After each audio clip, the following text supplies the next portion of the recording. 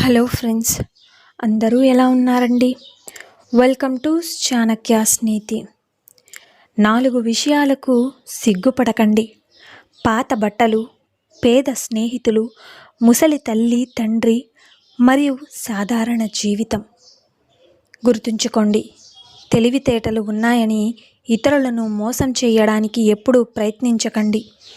ఎందుకు అంటే దేవుడు అందరికంటే తెలివైనవాడు. ఖచ్చితంగా నీకు బుద్ధి వచ్చేలా గుణపాఠం చెప్తాడు. అర్థమైంది కదండి?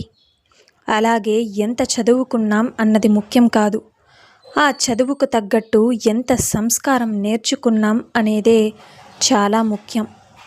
జీవితం బాగుండాలి అంటే పేరులో అక్షరాలు మార్చుకోమని, అంకెలు మార్చుకోమని, ఇల్లు మార్చుకోనిమని, ఇలవేల్పుని మార్చమని చెబుతారు.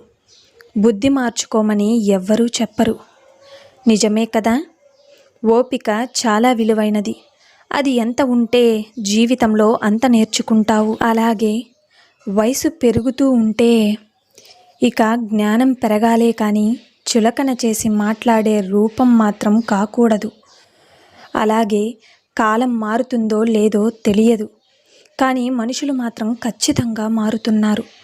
ఎదురుగా ఉన్నప్పుడు ఒకలా, లేనప్పుడు ఇంకోలా ఉంటారు. నిజమే కదండి? జీవితంలో ఎదురు దెబ్బలు తగలడం మంచిదేనేమో.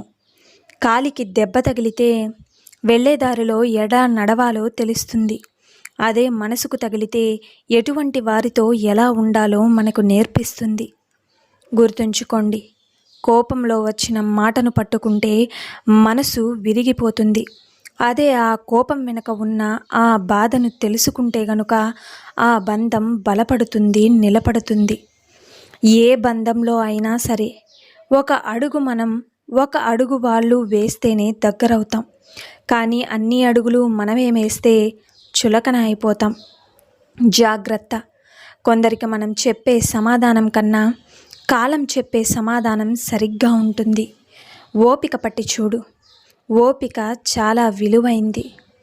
అలాగే చెట్టుకి, డబ్బుకి మాటలు వస్తే గనుక ఆ రెండు చెప్పే మాట ఒకటే: ఈరోజు నన్ను కాపాడుకో, రేపు నేను నిన్ను కాపాడుతా అని. ఎవరి గురించి కూడా ఎక్కువగా ఆలోచించకు. అది మనశ్శాంతిని దూరం చేస్తుంది.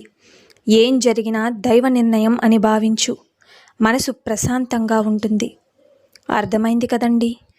గడిచిన కాలం చాలా బాగుంటుంది. ఎందుకు అంటే మళ్ళీ తిరుగురాదు కాబట్టి.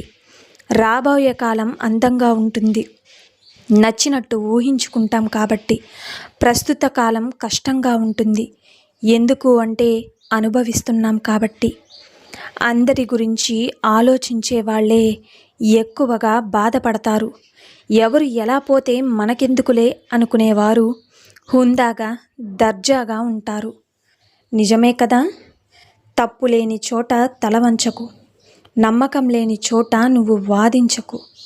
గుర్తుంచుకో, మంచి మనసున్న వారికి భగవంతుడు 1000 కష్టాలు కల్పించిన అంతకు రెట్టింపు సంతోషాలను అనుగ్రహిస్తాడు. గుర్తుంచుకోండి, కోట్లు కూడబెట్టి కడుపు నిండా తినలేని వారి కంటే కష్టాన్ని నమ్ముకుని కడుపు నిండా తినేవారే ఎంతో అదృష్టవంతులు, కోటీశ్వరులు.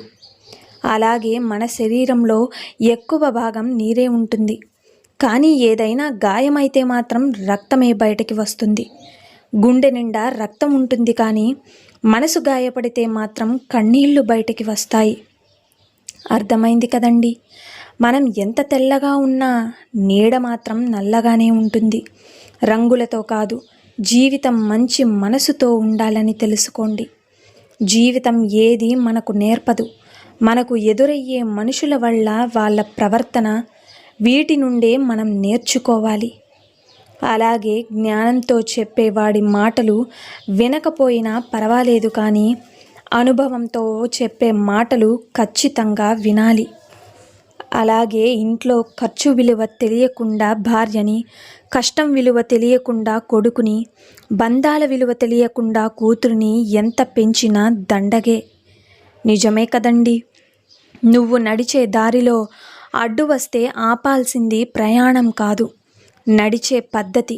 అలాగే చేసే పనిలో ఆటంకం వస్తే ఆపాల్సింది నీ పనిని కాదు, ప్రయత్నించే విధానాన్నని తెలుసుకో. ఏడ్చే కన్నులు ఇచ్చిన దేవుడు దానిని తుడిచే వేలును కూడా నీకే ఇచ్చాడు. కన్నుతో ఏడ్చిన ప్రతిసారి తుడిచే వేలు నీకు ఉందని మర్చిపోకు. తుడుచుకోకుండా అలాగే కుంగిపోకు. ఓదార్చేవారి కోసం ఎదురు చూడకు. గుర్తుంచుకో, నీకు అవసరం ఉన్నా లేకున్నా ఒకేలా ఉండు. అవసరం కోసం నటించకు. అర్థమైంది కదండి? ఈ లోకంలో నా కోసం ఎవరున్నారు అని ఆలోచించేవాడివి నన్ను నమ్ముకుని ఎవరు జీవిస్తున్నారని ఆలోచించి చూడండి. జీవితం ఎంత బాగుంటుందో. అలాగే జీవితంలో ధనం కంటే ముఖ్యమైనది మనశ్శాంతి. ఎందుకంటే దానిని ఎవ్వరూ అమ్మలేరు, అలాగే కొనలేరు కూడా.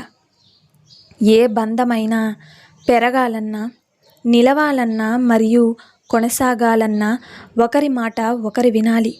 ఒకరి మౌనం మరొకరు అర్థం చేసుకోవాలి.